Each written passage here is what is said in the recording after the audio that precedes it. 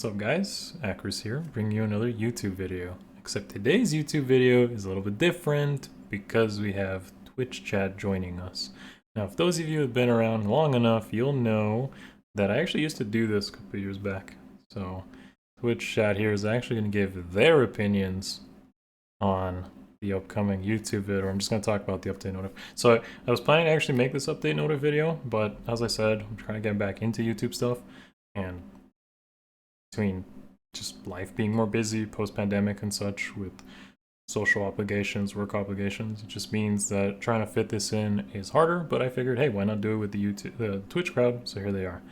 And you can appropriately say hi back in the comments, or say hi to your future self if you're literally watching this later to review it. Either way, as always, let's go jump into this update notif. But before I do, the first thing I always ask is that you take a look at that like button and turn it blue.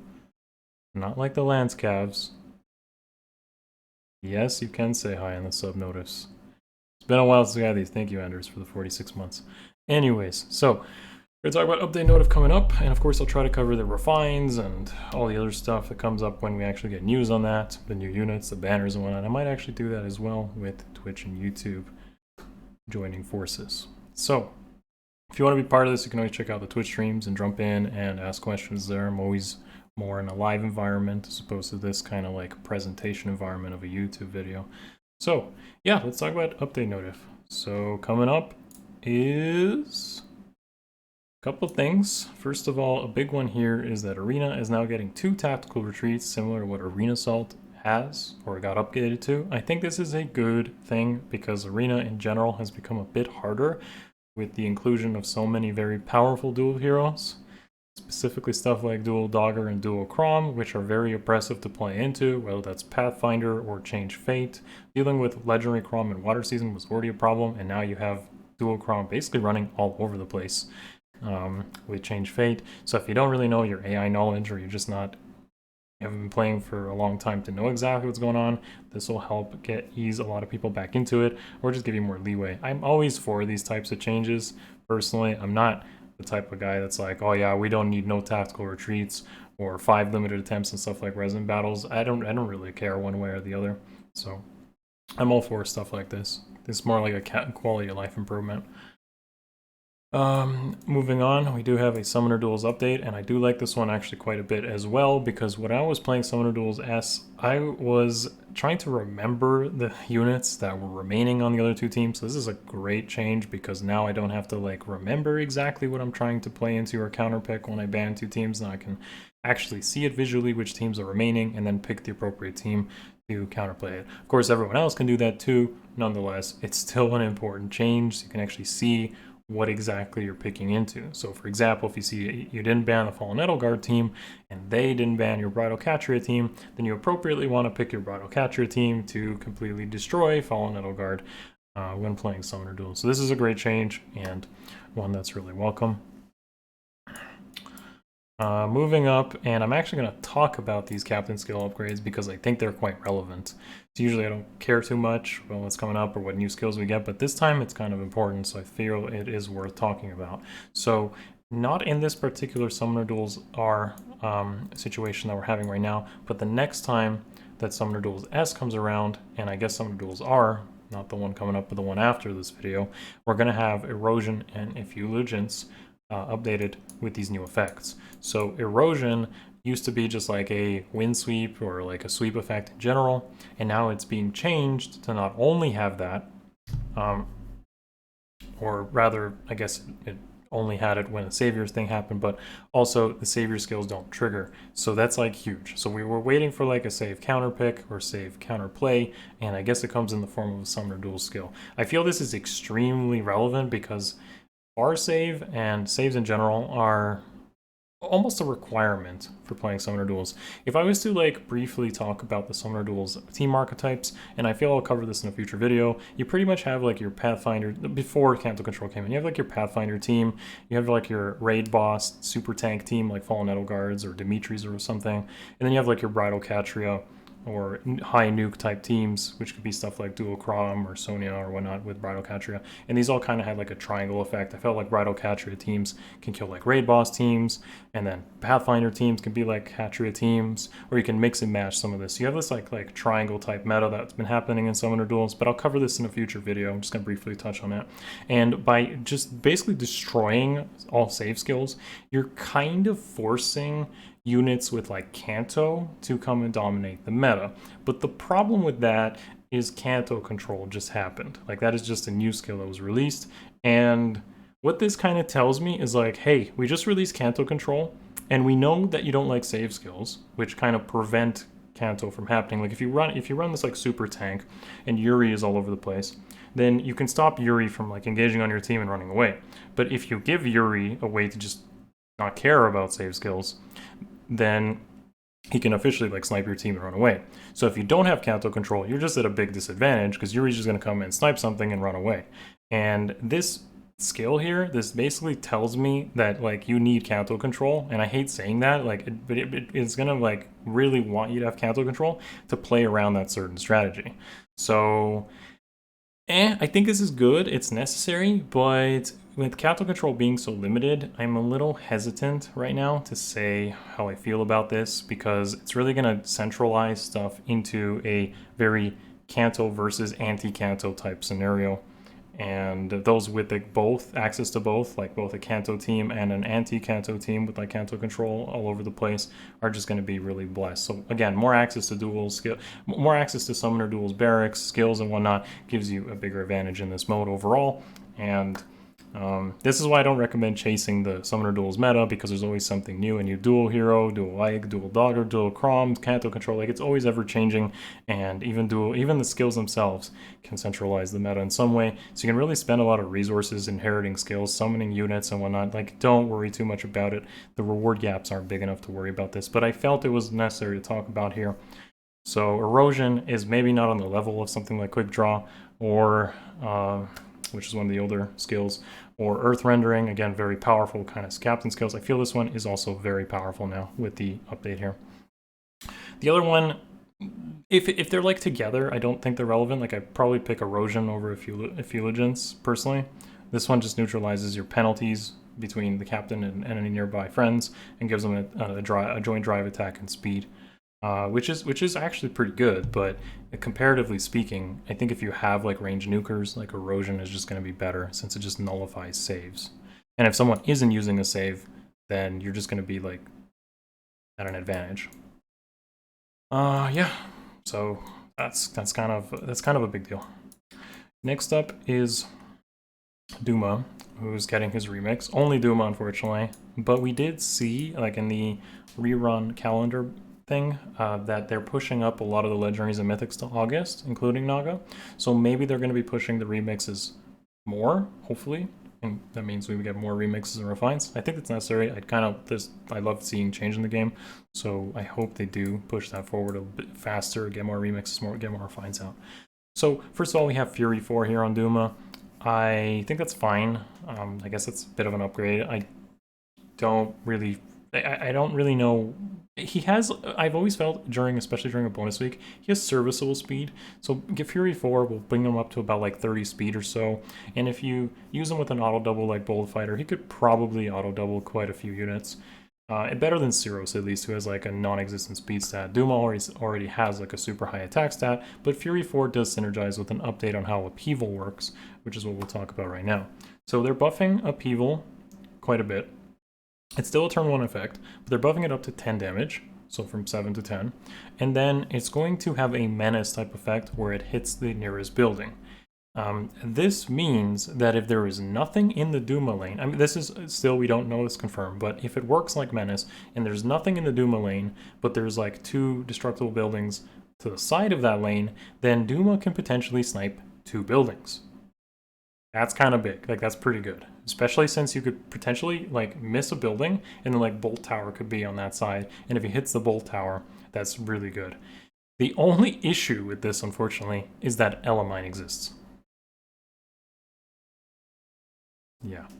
So because Elamine exists, this whole text here pretty much doesn't matter because you're going to create this like res check to try to make sure his upheaval works. So Elamine just invalidates a lot of what Duma's buffs are, and that just feels bad. Because I think this is really cool and a nice upgrade to Duma. The secondary effect here is why Fury 4 is good, because it has a start of combat attack check, and it's just comparison of his attack versus enemy attack. And this is great because it just has natural synergy with Fury 4. You could technically run something like Life and Death on Duma, I guess, for even more, but realistically his attack was already pretty high, and Fury 4 just helps with that. But yeah, it's just a dull effect. It just neutralizes foes' bonuses, so gives him, I guess, a little bit of a potentially good matchup. Not really much more. It's the first effect here, the Menace type destructible buildings, and the 10 damage, which I think is really nice of an upgrade for him. Next up is our Memento events. Sure, whatever. They're always cute. I like them. Next up is the Ephemeras, and the Ephemeras are, as we predicted, Marth here, with the 4-star focus on young Marth, small Marth, whatever. It definitely felt like it set the precedent for future 4-star focuses, which the next one would have been Raphael, and there he is. Now, Raphael is actually a great unit, and this is potentially a free merge for a lot of people who don't have, or who already have Raphael, or don't have them, then you just summon one and get a free +1. I think that Raphael is a great unit used in a lot of modes. I use them personally quite a bit, so if you want to drop the orbs, Raphael will do you a lot of work for Gale Force type strategies or Summoner Duels gameplay. For sure, he'll get a lot of use out of there when he gets his rerun banner sometime. I believe it's this month or next month, whenever that is. And Groom Pent is a great thing to be given for free as well, because that is Pulse Smoke and I believe some sort of Rally Plus. So that is, again, at least we're still getting high quality ephemeras here, and even the Raphael one is, in my opinion, quite good if you can get at least a copy to get that free +1 without having to spend an insane amount of orbs. 4-star focuses in general don't cost too many orbs, but the rest is the 4-stars, whatever. If you need them, you need them. Or at least, I guess, a free Shuriken Cleaver from Shamir. Okay, weapon refines coming up. Of course, Duma is there. We don't know exactly how that's going to potentially synergize with the upheaval. Maybe he's just going to ignore Elamine. I doubt they'd provide counterplay so quickly to Elamine, but that is what it is. So, from these, I'd say, just on a first impression, that I think all of them could have potential to be really good. Honestly, all of them. So usually I look at like some initial refines and I'm like, what can they really do with some of this? But I actually think potentially all of these could be really good. So we'll see. So if you don't really know why, Kaden is a support unit, and support units getting refines is generally good because they should enhance their supportive type capabilities. They didn't do this with Aversa. They did a little bit. I guess Aversa went to 4 on debuffs rather than -3, but she became more combat oriented. So the worst thing they could do for Kaden is to make him more combat oriented as opposed to doubling down on his support capabilities. If they double down on his support capabilities, maybe he gives like allies like a bonus doubler or something, he will be really good. So that's what I think would happen here. But anytime we have like a support unit, I think they're set up quite good. I've always been a fan of Felicia, even when we had the Hall of Forms, that I feel she's quite good. She is generally outclassed now by the Lucina, the seasonal Lucina we just had, the Valentine's Lucina, I think that was Valentine's. Yeah, I think, whatever. So the Valentine's Lucina, she is outclassing Felicia a little bit, but this could get Felicia back into the game, and of course with the refine, that will be quite good because again, she has beast effectiveness. Speedy green armors, in my opinion, are quite good. So Felicia fans, definitely rise up. Duma, talked about him already. Hopefully synergizes with his weapon further. Now, here's the funny part about Thea. Generally speaking, I'm not too impressed with 4-stars, and I think they generally get shafted, but you are giving Thea Maltet. And we know, most of us know how powerful Maltet is, because it's on Brave Hector, and Brave Hector is really good. So, does this mean that Thea is going to get a very good weapon because Maltet is already really good? Or is this just going to be continuing the trend of 4-stars generally not getting good refines? Not all 4-stars don't, but I don't see it. We just literally had Sugar Ray, and he wasn't super impressive. he definitely got an upgrade. He definitely has a unique mechanic, the healing and whatnot. But are they really going to make Theo really good because she has she has the same weapon that Brave Hector has?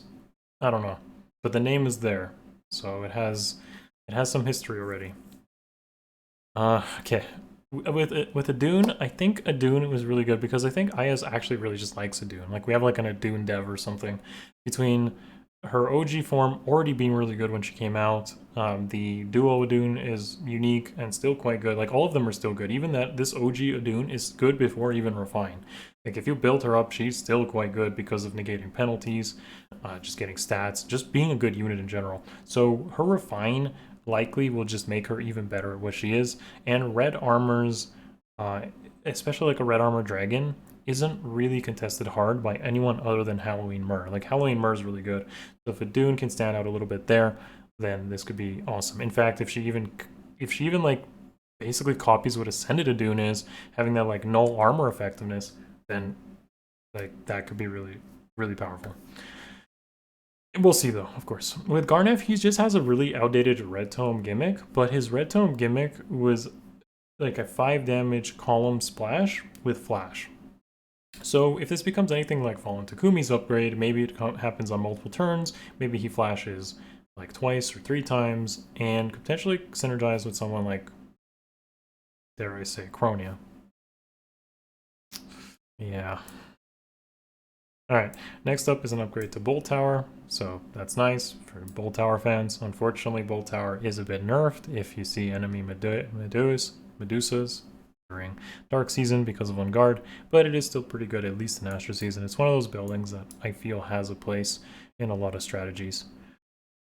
We have the Millionaire Strike update, who cares? We have Heroic Rails update with Luthier and Salim, who cares? And that's pretty much it. I guess some graphics update for desert maps. But this basically covers everything I'm going to talk about for now. And the update notif, there's huge changes with potentially Duma, the weapon refines, and yeah, Summoner Duels. Not a huge update, but interesting things that could affect the game.